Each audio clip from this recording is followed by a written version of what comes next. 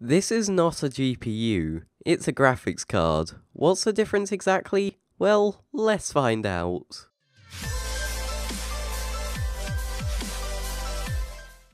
So let's start off with something basic that hopefully we all know.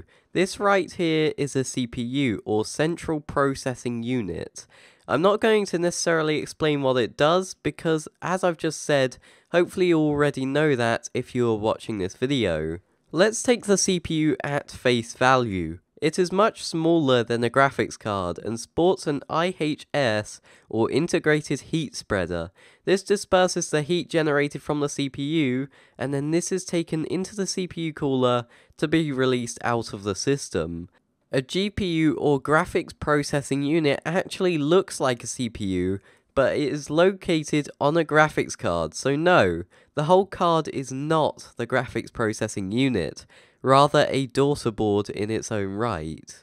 To show you what I mean, here is a diagram of a graphics card without the cooler. On the far left you have all the ports, such as HDMI, DVI and DisplayPort, and maybe even VGA. This makes up the I/O of the card, much like you would see on a standalone motherboard. In the center is the actual GPU that we talked about earlier. It looks like a CPU, does a similar job, only with geometric calculations so that the CPU does not have to endure that stress. These things surrounding the GPU is the VRAM. You can see these memory modules also in standard SD-RAM.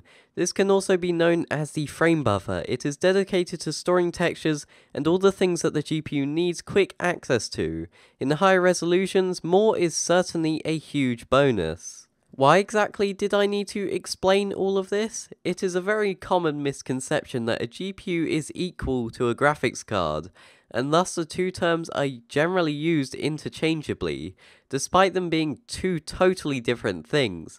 I myself am guilty of doing this, so I guess it is somewhat hypocritical that I'm making this video.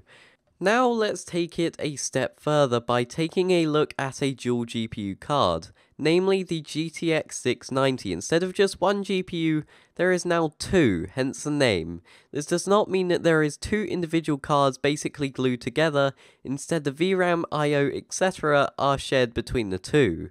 This misconception generally leads to the idea that you may as well get just two GTX 680s in SLI, because it has just as much power draw. Am I right? No, although the difference between SLI 680s and a single 690 is negligible, there is still a positive outcome for the dual GPU.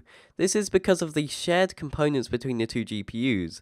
Although the combined central GPUs are still consuming the same amount of power regardless of the choice you go with, the rest of the card's components consume less because they are shared between each other. Aftermarket cards do not make changes to the GPU itself aside from factory overclocking its core clock, but instead make changes to the graphics card, adding things from cooler designs to form factor, basically compacting the components down as much as they possibly can to ensure that the card can fit in the targeted form factor.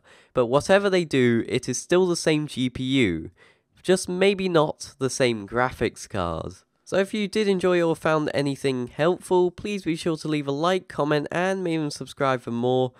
And now this is the beginning of our weekly upload schedule, so hopefully you'll look forward to that. But anyway, we will catch you all next time. Goodbye.